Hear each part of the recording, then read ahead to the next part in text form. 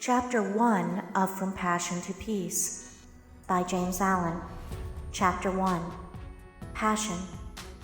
The pathway of the saints and sages, the road of the wise and the pure, the highway along which the saviors have trod, and which all saviors to come will walk. Such is the subject of this book. Such is the high and holy theme which the author briefly expounds in these pages. Passion is the lowest level of human life. None can descend lower. In its chilling swamps and concealing darkness creep and crawl the creatures of the sunless world. Lust, hatred, anger, covetousness, pride, vanity, greed, revenge, envy, backbiting, lying, theft, deceit, treachery, cruelty, suspicion, jealousy. Such are the brute forces and blind, unreasoning impulses that inhabit the underworld of passion and roam devouring and devoured in the rank primeval jungles of the human mind. There also dwell the dark shapes of remorse, pain, and suffering, and the drooping forms of grief, sorrow, and lamentation. In this dark world the unwise live and die, not knowing the peace of purity, nor the joy of that divine light which forever shines above them and for them. Yet it shines in vain so long as it falls on the unseeing eyes which look not up, but are ever bent earthward, fleshward. But the wise look up. They are not satisfied with this passion world. They bend their steps towards the upper world of peace, the light and the glory of which they behold, at first far off, but nearer and with ever-increasing splendor as they ascend. None can fall lower than passion, but all can rise higher. In that lowest place where further descent is impossible, all who move forward must ascend. The ascending pathway is always at hand, near and easily accessible. It is the way of self-conquest. He has already entered into it who has begun to say nay to his selfishness, who has begun to discipline his desires, and to control and command the unruly elements of his mind.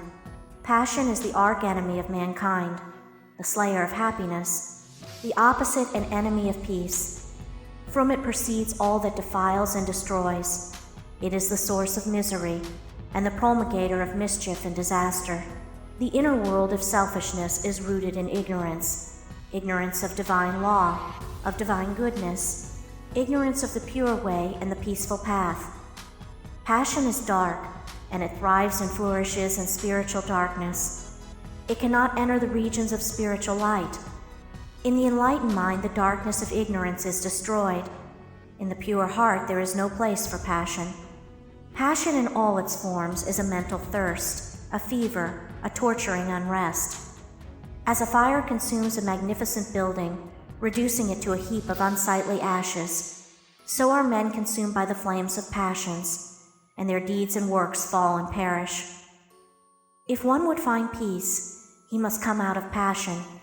The wise man subdues his passions. The foolish man is subdued by them. The seeker for wisdom begins by turning his back on folly. The lover of peace enters the way which leads thereto, and with every step he takes, he leaves further below and behind him the dark dwelling place of passion and despair. The first step towards the heights of wisdom and peace is to understand the darkness and misery of selfishness, and when that is understood, the overcoming of it, the coming out of it, will follow. Selfishness, or passion, not only subsists in the gross forms of greed and glaringly ungoverned conditions of the mind, it informs also every hidden thought which is subtly connected with the assumption and glorification of oneself. It is most deceiving and subtle when it prompts one to dwell upon the selfishness in others, to accuse them of it, and to talk about it. The man who continually dwells upon the selfishness in others will not thus overcome his own selfishness. Not by accusing others do we come out of selfishness, but by purifying ourselves. The way from passion to peace is not by hurling painful charges against others, but by overcoming oneself. By eagerly striving to subdue the selfishness of others, we remain passion-bound. By patiently overcoming our own selfishness, we ascend to freedom. Only he who has conquered himself can subdue others, and he subdues them not by passion, but by love. The foolish man accuses others and justifies himself, but he who is becoming wise justifies others and accuses himself. The way from passion to peace is not in the outer world of people. It is in the inner world of thoughts. It does not consist in altering the deeds of others. It consists in perfecting one's own deeds. Frequently, the man of passion is most eager to put others right, but the man of wisdom puts himself right. If one is anxious to reform the world, let him begin by reforming himself.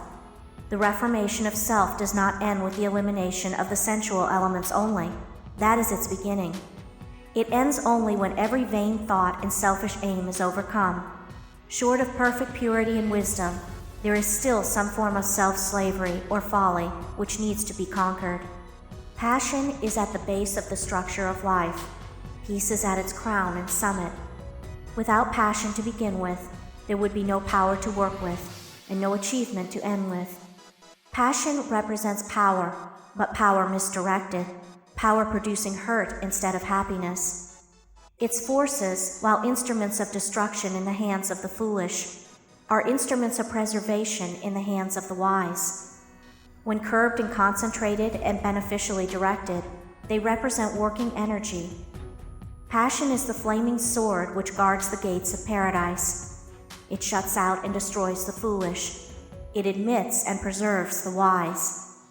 He is the foolish man who does not know the extent of his own ignorance, who is the slave of thoughts of self, who obeys the impulses of passion.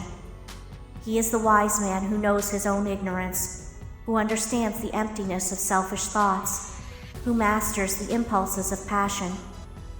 The fool descends into deeper and deeper ignorance. The wise man ascends into higher and higher knowledge. The fool desires, suffers, and dies. The wise man aspires, rejoices, and lives. With mind intent on wisdom and mental gaze raised upward, the spiritual warrior perceives the upward way and fixes his attention upon the heights of peace. End of Chapter 1.